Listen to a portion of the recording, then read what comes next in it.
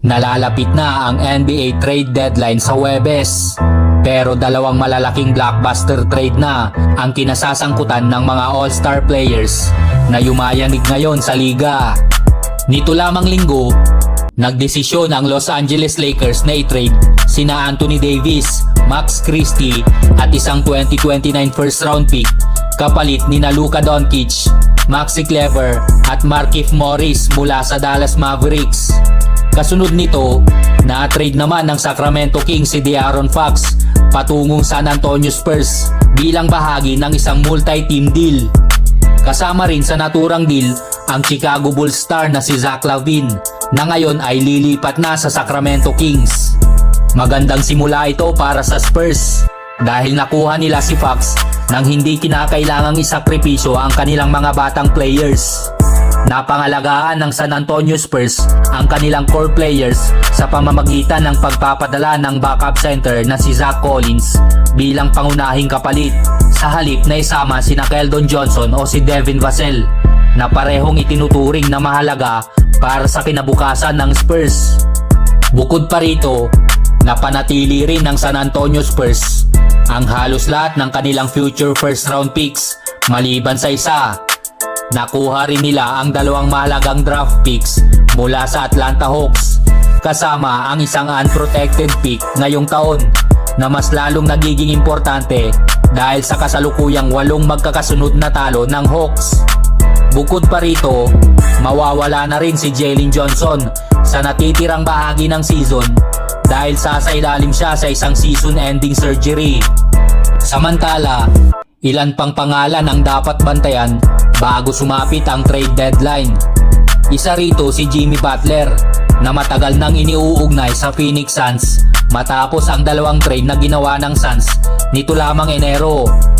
Bukod kay Butler, isa ring pangalan na maaaring matrade ay si Cameron Johnson ng Brooklyn Nets. Ang Nets ay nasa gitna ng rebuilding process matapos ang kanilang magkahiwalay na trade sa Golden State Warriors at Los Angeles Lakers noong December. Isa pa sa mga pinag-uusapan ngayon ay kung ititrade ba si Zion Williamson bago ang deadline. Ayon sa mga rumors, dapat abangan ang galaw ng New Orleans Pelicans lalo na ngayong nawala sa kanila si DeJounte Murray na nagtamo ng Achilles injury kamakailan lamang. Ayon din sa ating nakalap na impormasyon, nagkaroon sila ng pagpupulong nito lamang linggo matapos mapatunayang mawawala si Murray sa natitirang bahagi ng taon.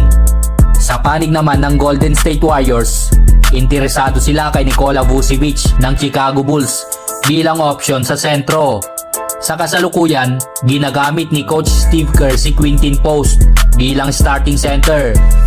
At ngayon, ipinalam naman ni Jimmy Butler na hindi siya interesado sa contract extension ng Golden State Warriors kung sakaling matrade siya rito, kaya pansamantalang natigil ang trade talks. Samantala, nananatili namang committed si LeBron James sa Los Angeles Lakers at wala siyang balak lumipat bago ang trade deadline sa Huwebes. Si LeBron ay isa sa dalawang NBA players na may tunay na no trade clause sa kanyang kontrata. Ang isa pa ay si Bradley Beal, kaya't siya mismo ang kailangang mag-aproba ng anumang trade na magpapalipat sa kanya ng kupunan. Nagdesisyon naman ang LA Clippers na i-trade sina PJ Tucker, Mo Bamba, isang future second round pick at cash para sa Utah Jazz kapalit ni Drew Eubanks at Patty Mills. Ayon yan sa report ng ESPN. 2 araw na lang ang natitira bago ang trade deadline. May blockbuster trade pa kayang niluluto? Abangan natin yan mga chong. He's won 11 of his last 12 here.